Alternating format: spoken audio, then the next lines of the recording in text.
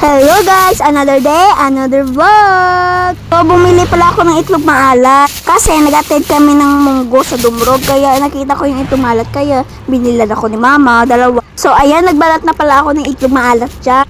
Alam nyo ba, kukuha sana ako ng asin. Kaso na, alala ko maalat pala siya. Kaya hindi ako nagkuha ng asin. Alam nyo ba dati, kapag kumakain ako ng itlog maalat, nilalagyan ko pa yan ng asin. Huwag kayong mag-alala, mahina kasi ako magbalat eh. So, ayan, hinaf ko lang pala yung pagbalat ko para may panghawakan ako. So, ayan, ready to eat na nga. Ano sabi niya? Wow, ang tamis! So, kumuha pala ako ng kanin. Kasi mas masarap kapag itlog maalat ulam mo at may kanin ka. Tingnan nyo naman, ang bilis kong kumain. Natatakam na kasi ako kanina pa at gutom na ako. Paborito ko kasi yung may itlog maalat eh. Grabe no, ang bilis kong kumain. So, ayan, hinahayag ko pala kayo.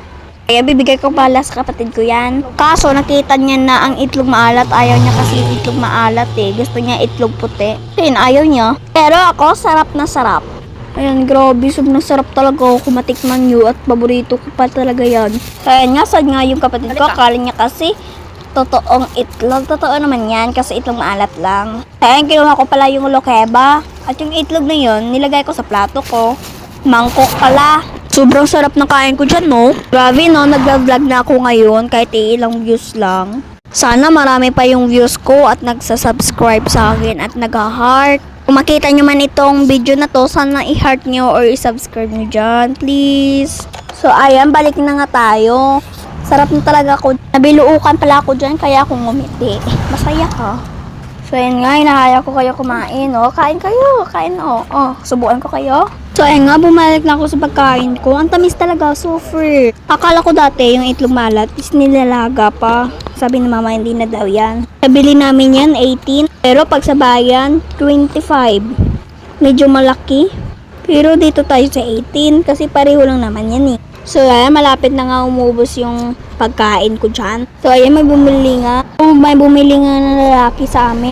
8 yung talon niya, sabi niya 50 na lang daw, sabi ko 55. Kita ko top down nila, parang nangangalakal sila, naawa ko doon. Huwag yung pansinin kapatid ko dyan. So, ayoko nga pala kumain ng dilaw kapag wala ng puti. Ayan, mamaya lang yung isa. So, ayan, iinom pala ako dyan ng tubig. Ito ko kasi malamig na tubig eh. So, hanggang dyan lang. Bye-bye. Sana subscribe and like and share nyo yung video ko na to. Thank you sa pagpanood. Bye-bye.